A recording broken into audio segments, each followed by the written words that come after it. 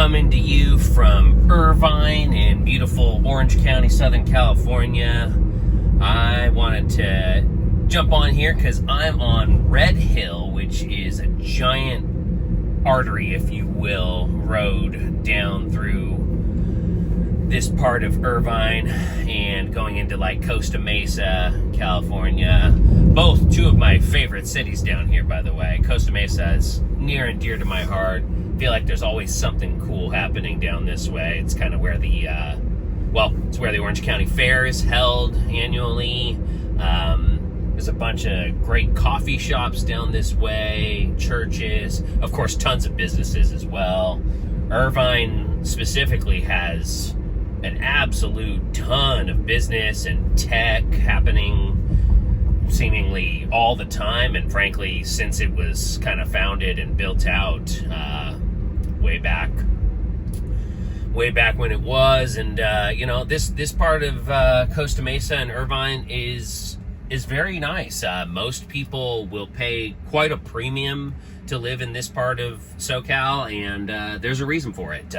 These cities both, especially Irvine, are very well known for how intricately laid out their city is. The truth of the matter is, and forgive me for the brief pause there, my phone tends to overheat if I forget to take the case off when I'm recording. Anyway, but what I was saying is, the truth of the matter is, hiring a real estate professional, you want them to have that local knowledge, obviously. That does play a part in it. But frankly, in my humble opinion, as someone that's been in this business for almost 6 years, coming this December of 2025, a little bit of sprinkle of rain coming down.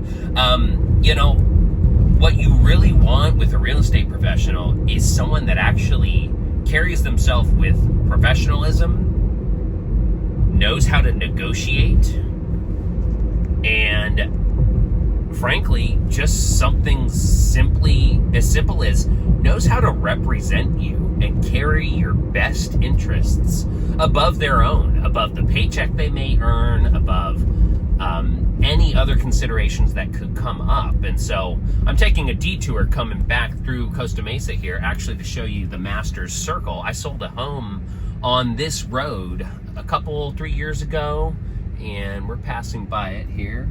And my clients are stoked on it. It has a really cool Tesla shingled roof, so Tesla solar shingles, so they pay nothing even though they have a Tesla like I do. And so maybe in a home I own one day, maybe I'll want that. But with that in mind, going back to the subject of a real estate agent, you want someone that's going to represent you, someone that's really going to look out for you. Think of who you would want to hire if you had to go in front of a judge and argue your argument, whatever it was, whether you're the defendant or the plaintiff. Having someone by your side that you've interviewed, that you feel like you've vetted, that you feel you get along with, that you can trust, that you feel is putting your interests above any earnings they may potentially make. And sometimes that means, I will tell you from firsthand experience, sometimes that means, as the agent, we don't get paid. Frankly, it happens a ton that we don't get compensated for the work we do. Now, that's not me complaining. That's me acknowledging a reality that the way our industry typically works is, until we as real estate agents have done a good job for you, then we don't get a dime. And that includes all of the expenses. Like me today, I've got to get this annoying windshield crack fixed. And it can't be fixed anymore. It was fixed once, but unfortunately, because all the driving I do, rock chips are literally inevitable. I crack a windshield probably about once a year, at least in this car. Didn't used to do it that often before, but when you drive a lot of miles, especially with, let's be honest, how many vehicles are on the road in a big congested suburb or downtown like Los Angeles, there's tons of cars and tons of trucks, and trucks tend to have payloads that they don't always strap down, and rocks just are inevitable. But look out, guys. But yeah.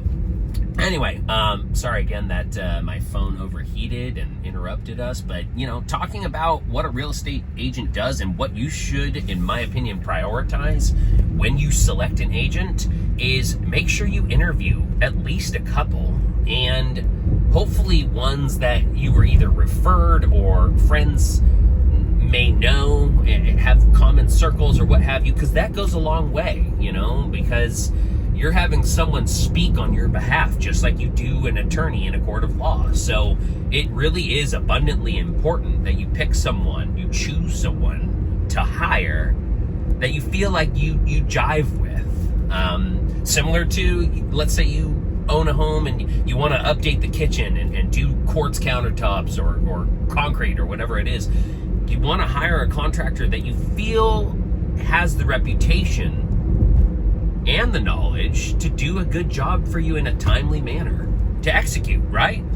But anyway, we're still down here. I just am coming back out of Costa Mesa here shortly. I'm gonna get to my coffee shop destination that I am going to be working out. Shout out to Lion and Lamb Coffee Roasters. They are the bomb anytime you're here in South Irvine by the 55 freeway. Oh man, delicious coffee. They're always busy, so that's usually a good indicator. So shout out to Lion and Lamb. You guys are awesome. But all that said, glad you joined me again here on our Southern California tours. My point of these videos is just briefly, my point of them is if you're feeling nostalgic, maybe you're from SoCal and you haven't been here in a while. I don't know about you, when we lived in Colorado, there were many times where I'm like, oh man, I miss my hometown. I miss my city. I miss my county. I miss my state. And if you're feeling nostalgic anytime, pop on here. I'll have a fresh video for you of me just cruising around, and I'll talk about real estate. I'll talk about life, whatever comes up, like I like this to be kind of a free, interesting, glimpse into what Southern California looks like on the date or close to the date that I post these videos. And I want to talk a little bit about what I do, what I love, which is real estate, and who knows what else will come up at times. But super glad you joined me here today as I'm in, like I said, South Irvine, near the 55 freeway going into Costa Mesa. It's a super cool area. As you see, I'm crossing under the 55 freeway right now, and now I'm on what's considered west side Costa Mesa. East side, just so you guys know, is what most people will tend to overspend for because it has a lot of really updated, nice property. And then when you get into west side, you can get a little bit more of a deal generally most of the time because it hasn't, the houses haven't updated as quickly, as people have bought and sold. A lot of people in west side Costa Mesa have been here a long time versus east side tends to have a little bit higher turnover. So the houses change a little faster, in my opinion, if that makes sense. But anyway, thank you for joining me as always here on Southern California Adventures and Tours. Like I said, if you're feeling nostalgic, I'm glad you're here. If you've never been here before, I want to give you a real-time glimpse as to what Orange County looks like. This is such a desirable city, and people love living down here for so many, many, many reasons that I won't bore you with, and I hope you're going to be one of them. So if you need a real estate professional, I would love to talk with you, see if I'm the right fit, interview for the position of being your trusted go-to agent here in SoCal, where I'm born and raised. But thanks again for joining me. Signing out, Aaron Villarreal here. Have a great weekend.